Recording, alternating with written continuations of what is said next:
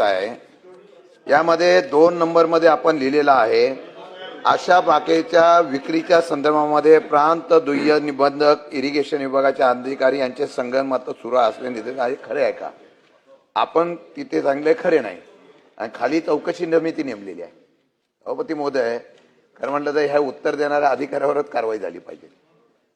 आता तुकडा बंदीचा आपण निर्णय घेतला, पण याच्या अगोदर तुकडा बंदीच्या संदर्भामध्ये कोरेगाव तालुक्यामध्ये एजंट निर्माण झाले होते.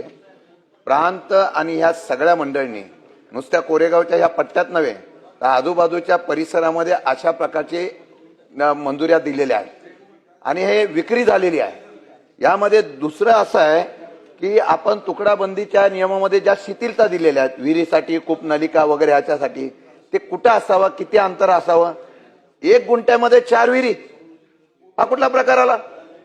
आणि अशा प्रकारच्या परवानग्या दिलेल्या आहेत सभापती महोदय. 1 गुंठ्यामध्ये, 2 गुंठ्यामध्ये बोरची परवानगी, रस्त्याची परवानगी, त्यानंतर त्या ठिकाणी विहिरीची परवानगी, आणि प्रत्यक्ष जागेवर बघितल्यानंतर तिथं कुठल्याही प्रकारची विहीर पण नाही आणि बोर पण नाही, पण मंजुरी करण्यासाठी कायद्याची पळवाट काढलेली आहे. माझी विनंती आहे की यामध्ये जे कोणी दोषी आहेत त्यांच्यावर कारवाई करावी. ही विशेष उल्लेख मध्ये गेल्यानंतर आता अधिवेशनात प्रश्न लागला की लगेच चौकशी समिती लावली. हे टाळाटाळ चाललेला आहे. म्हणून यामध्ये दोषी आहेत त्यांच्यावर कारवाई करावी. आणि अशा आणि एजंट आहेत साहेब, त्या तहसील प्रांत ऑफिसमध्ये बसून संगनमताने या जमिनी विक्रीचा आणि खरेदीचा एजंटगिरी झाली होती.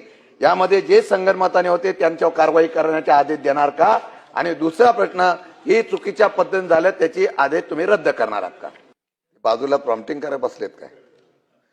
माझा प्रश्न असा आहे की तुम्ही तुकडा बंदीचा कायदा केलेला आहे, त्याचं स्वागत आहे. नागरी वस्तीमध्ये आपण केलेला आहे.